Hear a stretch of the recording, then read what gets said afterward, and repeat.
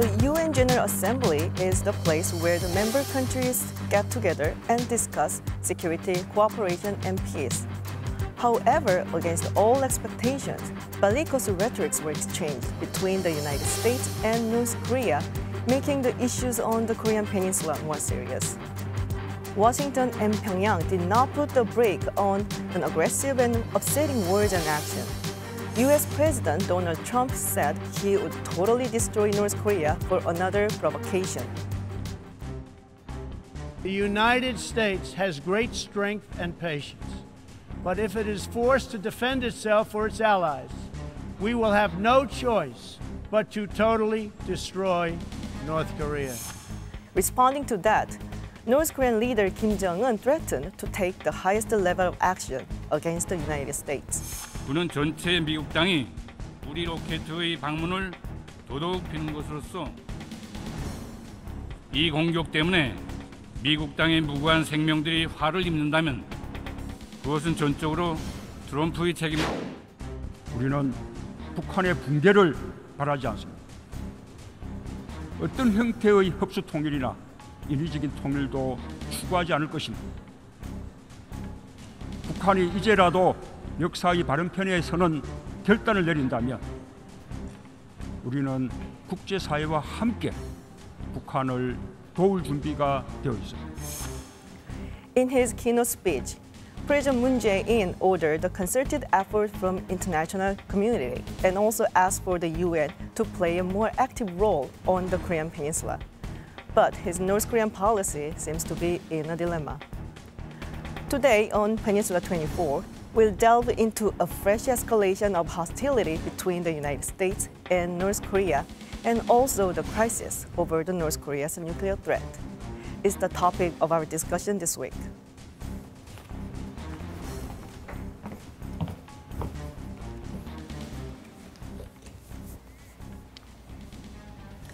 We have two experts in the studio. To my left, we have a guest, Tae-woo, visiting professor of Graduate School of International and Area Studies at Hankuk University of Foreign Studies. Professor Park, thanks for joining us today. Thank you for inviting me today. Thank you. And as always, in the studio with me, Dr. Kim Chang-su. Dr. Kim Chang-su, well, thank you for joining us today again. Thanks very much for having me. So, President Moon Jae-in, he returned home on Saturday after finishing the 4-day visit to New York and General Assembly of UN. And also it was followed by the several summits with the heads of state of other countries, including U.S. President Donald Trump and Japanese Prime Minister Shinzo Abe. So overall, Professor Park, how would you assess the trip overseas by President Moon Jae-in this time? I think he focused on delivering the message to the world community that peace on the Korean Peninsula must be secured by all cost. It means that during his 22-minute speech at the National General Assembly, he mentioned sanctions 4 times, while he mentions peace almost 32 times, as far as I remember. 세계 평화와 또 평화였습니다. 세계 평화와 평화가 파괴되는 일이 없도록 평화의 발걸음이 될 것입니다. It means that at any cost, war must be prevented on the Korean Peninsula.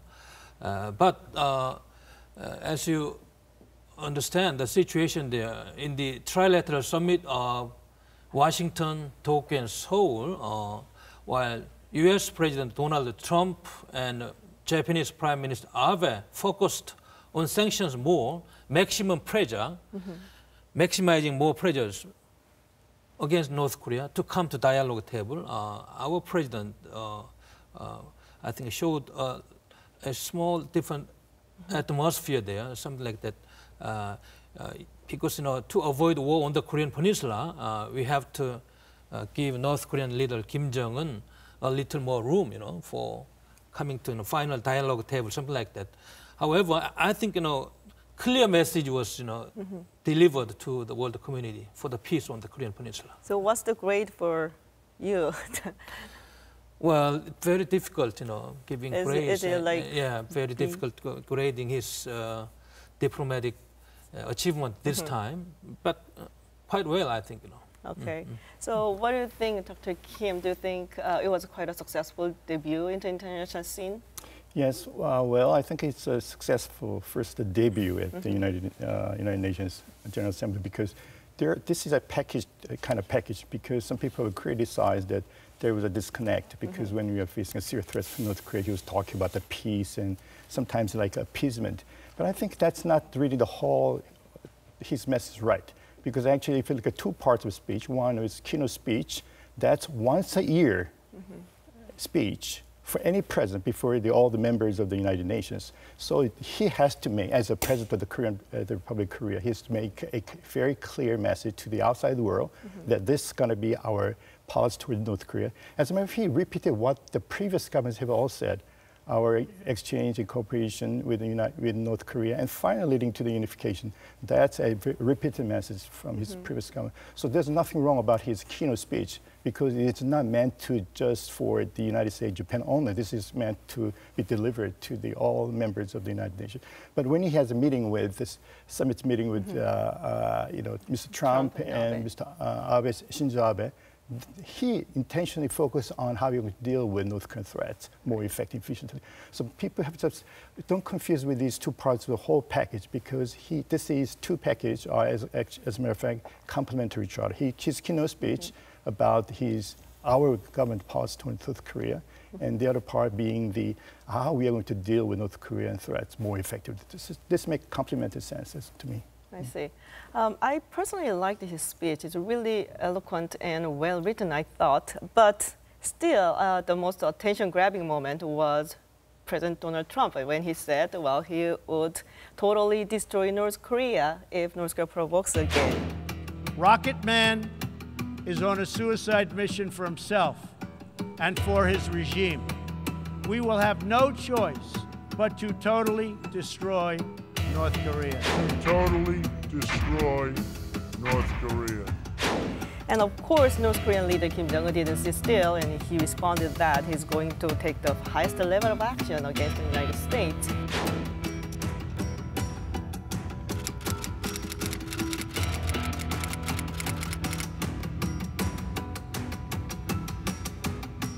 So these two leaders of the countries kind of exchange of words, very bellicose words. Well, we know that these two have hot temper and quite a characters, but that's not what we expect from the world leaders. So why are they doing this? What's the intention behind that? I think they've done this out of their own temper, out of their habits, and also have some, strategic intentions behind them. Because these two men are known for their very, high-tempered and very stimulating rhetorical remarks whenever they go, as a matter of fact, not just when they're meeting with each other at the UNGA. So this has been their habit, talking about very loudly, very frequently, and also very something terrible. So that means their intention is to taunt each other, to lose their temper, so that what's going to be their next step. So they're calculating this signals our next steps if North Korea strikes us first, and there is no other choice but to totally destroy.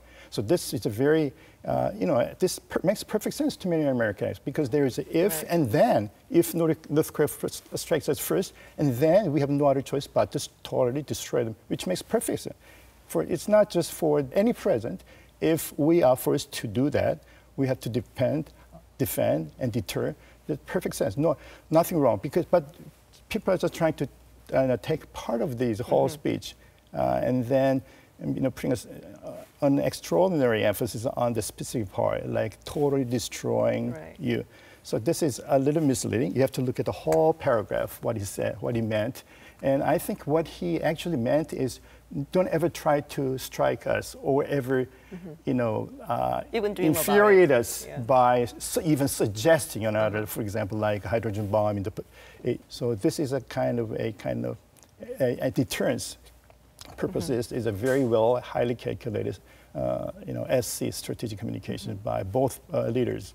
I mean, of course, it was not a preemptive strike that Donald Trump mentioned, but Kim Jong-un said he's going to take the highest level of action. So what does it exactly mean? What kind of action that he can take?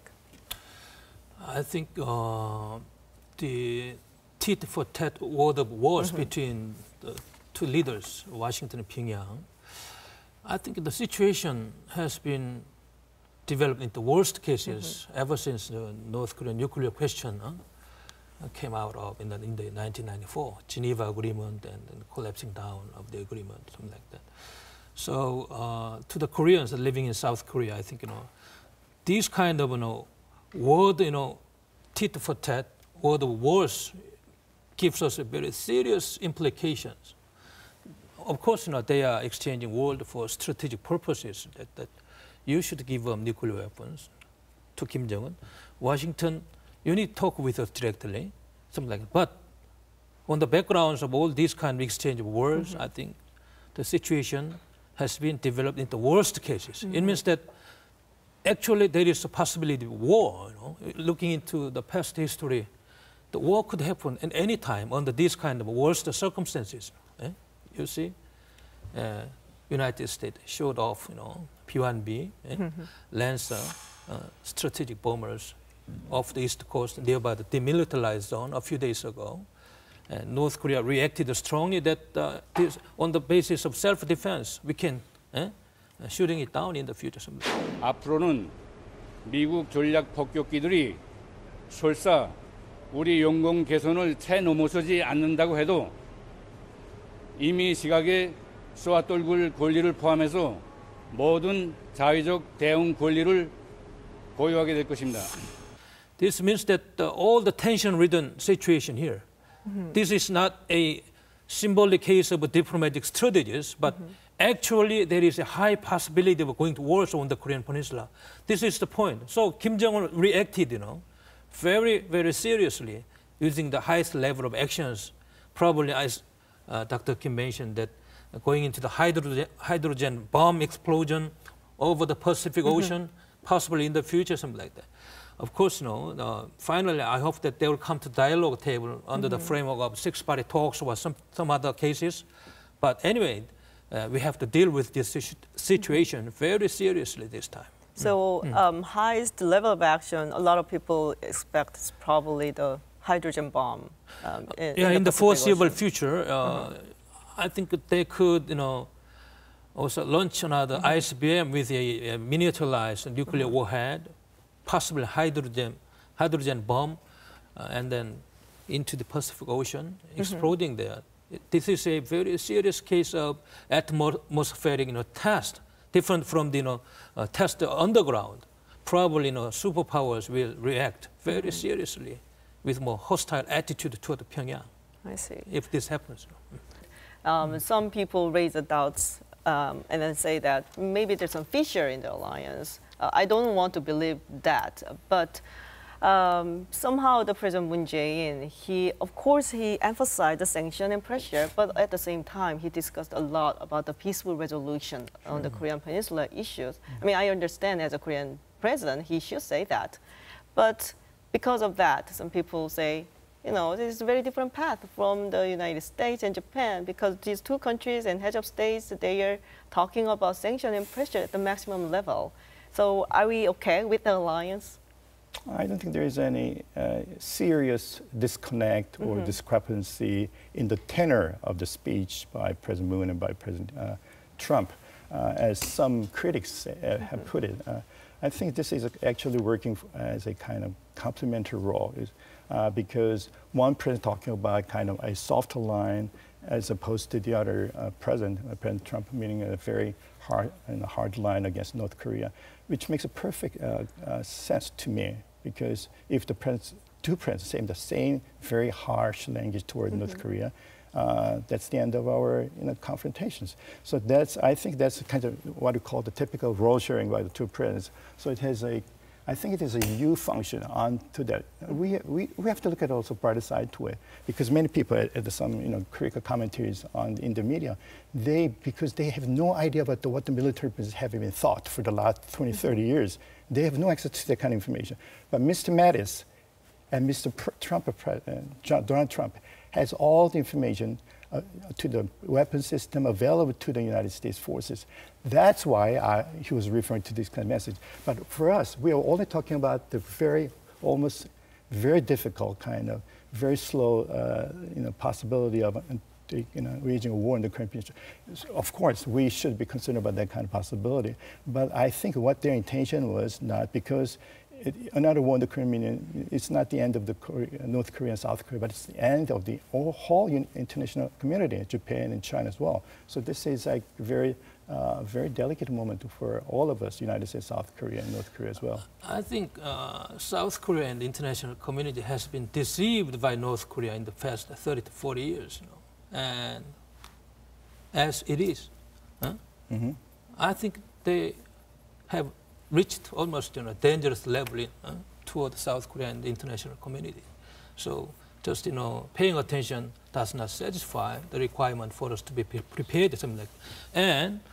And President Moon's diplomacy in the international community this time, as I told you, he did well messaging the international community that there must not be war on the Korean Peninsula, something like that. But regarding the means and tactics to deal with North Korean situation, two-track policies against North Korea. So dialogue and sanctions, something like that. But this time, something like 8 million aid package on the humanitarian purposes, something like this kind of message does not, I think, make our allies happy or something like that, satisfied with the approaches toward North Korea. So maximizing pressure around this time could be effective means to deter any kind of casualties on the Korean Peninsula. So making him come to the dialogue table, finally, this is our purpose, preventing war on the Korean Peninsula.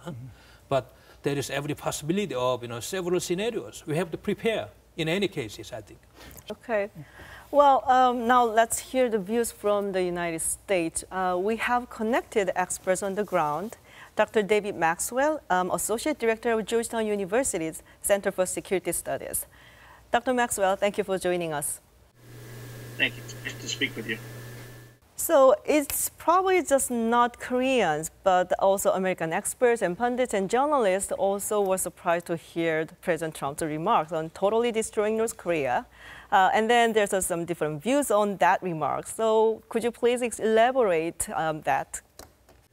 Yes, well, I think what President Trump was trying to say is that if North Korea attacks South Korea, Japan, or the United States, that the United States will respond to defend our allies, defend the United States, and that will result in the defeat of the Kim family regime.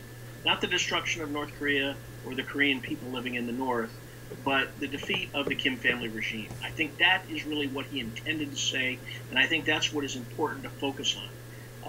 He is trying to demonstrate strategic reassurance to our allies, South Korea and Japan, and strategic resolve that we will not accept an attack, a physical attack of the South or of Japan or of the United States. And the North Korean leader Kim Jong-un, he also threatened to take the highest level of action, and a lot of people guess probably the hydrogen bomb over the Pacific Ocean. Do you really think that he would do that despite the international community's sanction and pressure? And if so, what would be the United States reaction? I think it's very important to understand that if attacked, we will respond in kind. But a provocation, a strategic demonstration by the North is not an attack. And so we will prepare to defend ourselves and defend our allies against any kind of attack from the North. But I don't think Kim Jong-un is foolish enough to do something like that. Okay, South Korean President Moon Jae-in, he suggested multilateral dialogue and the more important role played by the United Nations that are not the favorite of Donald Trump. But in the trilateral summit with the United States and Japan, he also emphasized the sanction and the pressure. So it seems like he's taking two-track policy. So what do you think about it? I think it's time for military-to-military talks. And I think that that is how we proceed, because diplomatically, both sides have backed themselves into a corner. North Korea will not give up its nuclear weapons, and the United States demands that its diplomats promise that they will give up their nuclear weapons. And so the diplomats have really cut themselves out of negotiations, and perhaps military-to-military talks can bring the three countries together to ensure that we have a foundation of deterrence, and then perhaps lay the groundwork for our diplomats to re-engage at a later time. Well, thank you so much, Dr. Maxwell. That was David Maxwell at Georgetown University. Okay, so, I mean, certainly it's another very fresh escalation of hostility between these two countries, North Korea and the United States. So how would you expect the situation in the near future? Well, as we have analyzed, probably North Korea could respond with more, serious measures, like, going to probably 7th nuclear test of hydrogen bomb over the Pacific Ocean, something like that. Then United States will impose more stricter sanctions, probably in almost a secondary boycott level. And also China will be more sided with United States. Then North Korea will be more isolated, something like that. So the Korean Peninsula will be much more tension-ridden. And Kim Jong-un must realize that this is helpful for his regime maintenance also. So I think, at a certain point, after boiling point, Kim Jong-un will come into dialogue table with, some talking point, so that he could, have a secret direct talks with the United States, possibly something like that. So for the time being, tension-ridden peninsula will be going on. But ultimately, Kim Jong-un is a weaker side, and the U.S. is the strongest side in the world. So Kim Jong-un will seek dialogue with certain dialogue channels, I think. But it took how long, I mean, for Iran to get on the table for the sanctions? Like 30 years almost? So how long did it take for the North Korea to come over to the talking table? Nobody knows with any precision, but we have to be patient and we have to do our best because I think we have a lot of things to do in preparation for a kind of imminent threat from North Korea. We are talking about next steps by the North Korean leadership, firing another IRBM, ICBMs that might even target some part of the United States. I think that's too far because Mr. Trump has already hinted they're going to strike back, or even there's a signs of that kind of move by the North Korean leadership. We are going to strike back instantly. So I think this has been a tremendous warning to the North Korean leadership. And North Korea, I hope, hopefully, they got this message. But probably we are going, what you call it, escalating to de-escalate. So tensions have been risen on this peninsula for many years. And throughout the year, I think there's been more tests and more threats, more provocation by North Korean leadership. We're going to do some corresponding measure to that. So, but that, I'm not sure that will lead to our negotiation with North Korean leadership because it should be the North Korean leadership who has to make a final decision to come to the discussion table at the expense of owning his regime. But it's still a long way to go. But from the South Korean government perspective, what should we do? I mean, what do you expect? I think we have a lot of things to do. For the Korean government, is we have to show our own strong deterrence and defense capability, but also we have to coordinate with the United States when there is a need to do some military operation with North Korea. We have to do in combination of these two, even though there is North Korea, the United States has hinted that it might strike independent military operation vis-a-vis North Korea.